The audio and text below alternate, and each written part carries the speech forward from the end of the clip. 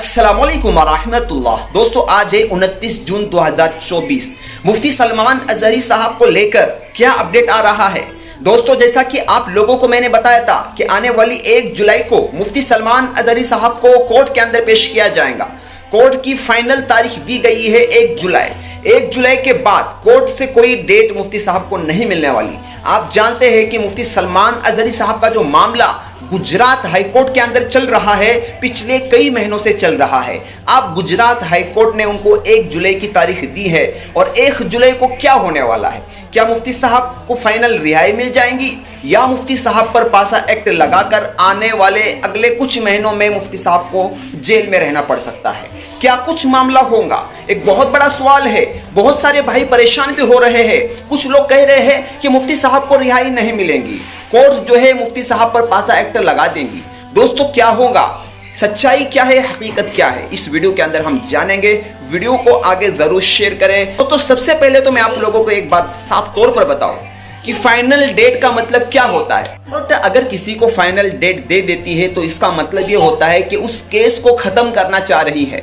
उस केस अगर कोर्ट इस मामले को रफा करता है, खत्म करता है, तो दोस्तों 100% इस बात की गारंटी हो जाती है कि मुफ्ती साहब को रिहाई मिल जाएंगी। लेकिन दोस्तों गुजरात सरकार अगर वो पासा एक्ट नहीं हटाती है और पासा एक्ट को लागू ही रख दिया जाता है तो दोस्तों मुफ्ती साहब ऑलरेडी 4 से 5 महीने जेल रह चुके हैं और 2-3 महीने उसके अंदर बढ़ाकर उनको जेल के अंदर रखा जा सकता है। या फिर ये होगा कि मुफ्ती साहब के जो सुप्रीम कोर्ट की तरफ जो है मुफ्ती साहब के वकील जो है जा सकते हैं इस मामले को लेकर। लेकिन दोस्तों बड़ी कशमकश है, बड़ा मसला है, क्योंकि दोस्तों मुफ्ती साहब का रिहा होना बहुत जरूरी है। तकरीबन 4 से 5 महीने का समय मुफ्ती साहब को लेकर जो है बीत चुका है। लोग घर के परेशान है। मुफ्ती साहब के भाई जो है मुसलसल गुजरात अहमदाबाद के अंदर रुके हुए हैं इस केस को हल करने के लिए, इस मसले को आसान करने के लिए, लेकिन नतीजा अब तक नहीं निकला। तो उम्मीद तो यही है कि मुफ्ती साहब को रिहाई मिलनी चाहिए, क्योंकि मुफ्ती साहब के वकील, मुफ्ती साहब के घर वाले जिस तरीके से कोशिशें कर रहे हैं, यकीनन दोस्तों अजीज़ों बहुत मेहनतें कर रहे हैं।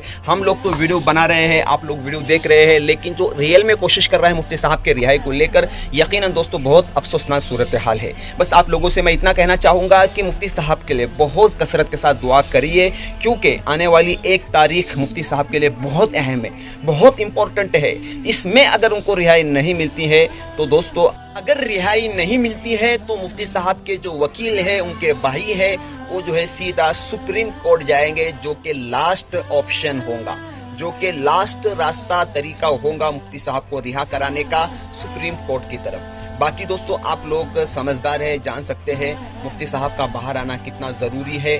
मुफ्ती साहब के बयानात सब कुछ बंद है। हालांकि मुफ्ती साहब का इतना कोई बड़ा कसूर नहीं था जिसकी बुनियाद पर उनको जो है जेल के अंदर रखा गया है। दोस्तों तब तक आप लोगों को एक वजीफा बताता हूँ, रब्बी इन्नी मगलूबुन फंतसिर। इस वजीफे को कसरत के साथ पढ़िए, क्योंकि दोस्तों जहाँ पर हमारी ताकतें, जहाँ पर हमारी सोचें ख़त्म होती है, वहाँ से खुदा का निज़ाम, अल्लाह की ताकत जो है हरकत में आती है। माशा अल्लाहु कान वमा लम यशा लम यकुन। इस धरती पर, इस जहाँ पर वही होता है जो अल्लाह चाहते हैं। मुफ्ती साहब के मुकद्दर में रिहाई होगी तो सारी दुनिया मिलकर मुफ्ती साहब को कैद में नहीं रख सकती, और अगर कुछ महीने और जेल अल्लाह ने मुकद्दर में लिखा है तो कोई और उनको रिहा भी नहीं करा सकता। मुफ्ती साहब के आखिर बोल जो है जेल के अंदर से यही थे कि जो भी होगा मेरे रब के मंशा से, मेरी रब के चाहत से होगा।